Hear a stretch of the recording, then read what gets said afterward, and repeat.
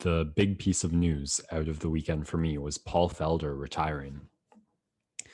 This guy, I've mentioned him many times, just talking about the top 15 lightweights. When I started watching UFC, he was not ranked.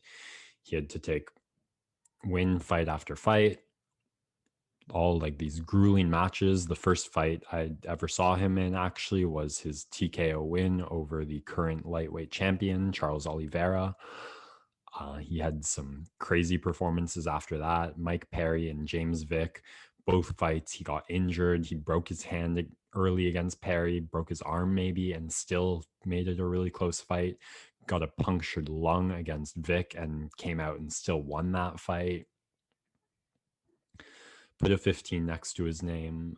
Had those, there might be a fight in the middle there, I'm forgetting, but had really close fight against Dan Hooker that could have gone either way, gets the split decision loss, takes RDA on short notice and gets kind of grapple dominated.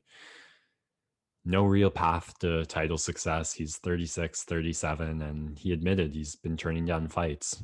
And that's, I guess, where I wanted to go with this was two places.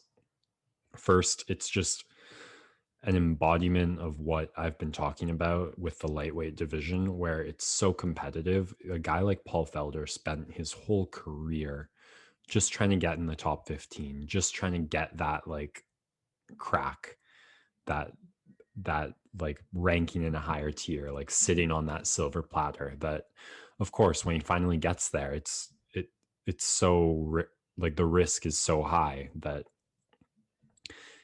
he's just in this place where you lose two close fights, and that he's spent his whole career trying to get there. He's 36, 37. There's not a lot that interests him. So I'm glad he retired. He mentioned some of the other fighters we've seen who don't really take the hint, and it's just hard to watch, and you never want to see anyone go through that. As a broadcaster, you get to know him a bit better than the average fighter, so that would make it that much harder to watch.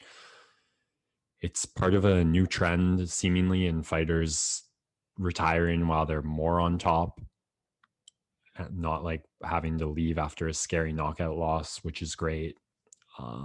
So ultimately, I'm glad Felder's retiring. It seems like that's what makes him happy. The division has one less thing holding it up, one more spot in the top 15, which is good.